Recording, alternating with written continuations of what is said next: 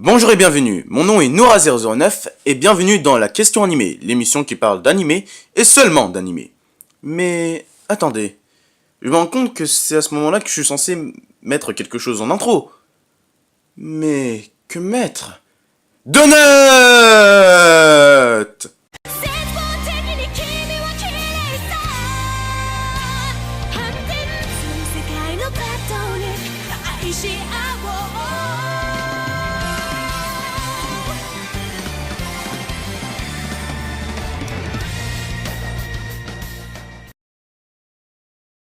Aujourd'hui, pour commencer cette très jeune émission, nous allons commencer par Aquarian Evol, l'animé de mecha basé sur l'amour. Aquarian Evol est un animé en 25 épisodes réalisé au sein du studio Statelight, un studio principalement connu pour ses adaptations en film de Macross et pour l'adaptation de Fairy Tail en animé, par le réalisateur Shoji Kawamori, un des co-créateurs d'Escaflowne et de Macross qui a aussi travaillé pour des séries telles que Ulysse 31 et Ghost in the Shell. Il est aussi intéressant de dire que Statelight est aussi le studio qui en ce moment fait Nobunaga the Fool. Remarquez cet accent tout à fait français, alors que normalement ça devrait être de l'anglais. Mais je me perds dans mes pensées. Les présentations étant faites, quelle est l'histoire dans tout ça? En gros, Amata Sora, oui c'est notre héros, travaille dans un cinéma en faillite. Je pense qu'on peut appeler ça un boulot de merde. Et est un fan d'un film parlant de LA légende amoureuse, celle de l'Aquarion. Pas un hasard que l'on va appeler le hasard étrange des animés à la con, il rencontre Mikono qui elle aussi adore ce film. Ils se baladent et découvrent qu'ils s'entendent hyper bien. Sauf qu'on est dans un animé, donc il fallait bien qu'il se passe quelque chose, et cette chose, c'est... Robo!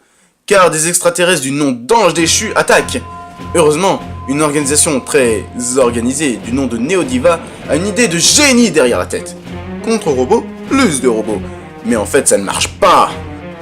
Mais on apprend que le héros a des pouvoirs comme voler et fusionner les robots afin de faire un Megazord trop stylé, qui serait celui en fait de la légende. Oui, la légende. C'est elle expliquée dans le film du début de l'histoire. Oh, et battre les ennemis sous le générique d'introduction. Et accessoirement celui d'avoir un harem car il faut pas déconner. D'un côté il peut bien se le permettre, il est le personnage principal. Tout ce beau petit monde, ainsi que ce chat, habitent, s'entraînent et vivent une romance, goûtent aux donuts et étudient dans une immense forteresse, QG des sauveurs de l'humanité, la Neodiva. Car oui, avant il y a eu une organisation qui s'appelait les Divas, mais qui a malheureusement disparu. Elle n'a pas survécu à 12 000 ans d'ignorance et au fait que le main character soit mort. Triste histoire. Et j'ai dit, étudier et goûte aux donuts, car ce lieu sert également de lycée-pensionnat, où nos héros s'entraînent tous les jours pour contrer les méchants pas beaux, les anges déchus.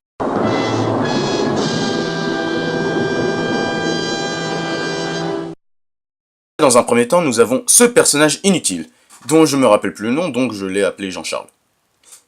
Ouais, super nom. Qui dégage pour laisser place à Fudogen, pour qu'ensuite nous découvrons le véritable cerveau de tout ça. Un être impitoyable, horrible, malfaisant. C'est-à-dire une petite fille de 10 ans. Nous sommes absolument pas dans la merde. Pour les persos, nous avons donc un blondinet, une fille avec des cheveux violets, une taupe, une fille qui déteste les trous, un militaire qui te prédit l'avenir, un musicien et plein d'autres. Waouh! Rien à dire sur ces personnages, à part que certains sont bien développés et que d'autres, malheureusement, non. Mais en fait, on s'en fout, car le personnage le plus intéressant de tous, et sans aucun doute, l'ange déchu à apparence androgyne. Fudogen, non! Fudogen! Pourquoi?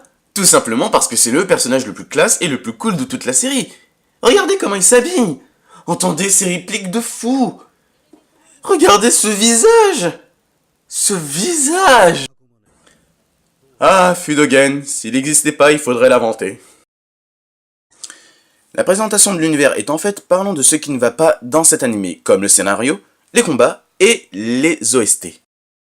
Les combats dans Aquarian Evol sont chiants, mais tellement chiants. Ici, pas de stratégie ni de tactique. Si vous prenez les combats de Code Geass comme référence, vous allez juste avoir envie de vous fracasser le crâne contre vos murs, juste après le visionnage de l'épisode 1.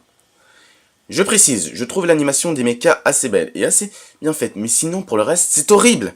Le pire, c'est qu'à certains moments, on voit qu'ils auraient pu mieux faire. Par exemple, épisode 16, Fudogen, après une défaite qu'ils ont eue, décide de faire un match d'entraînement. Le mecha Evol contre un autre type de mecha, normalement moins fort. Et c'est à ce moment-là que l'on peut voir quelque chose d'incroyable. L'Evol, le robot ultime, s'enfuit pour la première fois. Et rien que ça rend le combat plus cool, car on voit les moyens que trouvent les pilotes pour s'échapper de leur opposant qui peut les faire détruire en quelques secondes. Dans un entraînement. Ça rajouté au fait que la musique maintient une certaine tension et vous avez le combat le plus épique et le plus intense de la série. Bizarrement, puisque plus jamais vous n'aurez de combat de mecha qui permettra de vous poser la question: est-ce que les héros vont gagner? Sans qu'une voix dans votre tête vous dit: ce sont les gentils, bien sûr qu'ils vont gagner. Les OST sont belles et sont presque toutes de la musique classique. Plutôt cool. Elles ont été toutes composées par Yoko Kanno, connu pour ses compositions musicales dans Cowboy Bebop, Vision of Escaflowne, Ghost in the Shell, Macross Plus et j'en passe. Malheureusement, on a l'impression que finalement, au fil de la série, que chaque musique est répétée inutilement et maladroitement, juste parce que chaque événement basique, moment joyeux, moment drôle, triste, combat d'un épisode est associé à une musique, diminuant l'impact qu'elle a sur nous, et ça c'est triste. Ah, le scénario. Pour ce genre d'animé qu'est le mecha, avec tous ces robots géants, on oublierait presque qu'il y a un scénario. Mais il y en a un. Dans Aquarion Evol, il est bien, mais on est dans le minimum du minimum syndical. Quelques rebondissements par-ci par-là, et c'est tout. Ce qui est assez bizarre, car le scénariste, Mari Okada, a fait le scénario de Black Rock Shooter, Zetsuen Tempest, et la dernière série, Lupin the Third, que j'ai véritablement adoré. Que dire à part que cette série avait du potentiel? L'animation est vraiment bonne, mais tout est une question de scénario, car tout est pénalisé. Les enjeux, les thèmes principaux et le développement des personnages. Si la série avait commencé à l'épisode 1 et 2 et était allée directement à l'épisode 13, j'aurais pu considérer le scénario comme bon. Et les OST, déjà tellement utilisés et gâchés. En fait, tous les défauts sont résumables en un titre, Susei no Aquarion. La série avant Aquarion qui avait justement les mêmes défauts et qualités que celle-ci. Et au sujet des OST, voici celle que j'ai préférée dans Aquarion. La moins utilisée, Suseki 2. Ne me demandez pas pourquoi c'est le 2 alors qu'en fait il y a seulement qu'un seul Suseki et que c'est celui-là, j'en sais rien. Déjà, parce qu'elle n'est pas surutilisée et que tout simplement car les enjeux qu'il devait avoir dans chacun des combats et la magie du mecha y sont exprimés. Cette critique est terminée, merci de l'avoir écouté jusqu'au bout. A plus.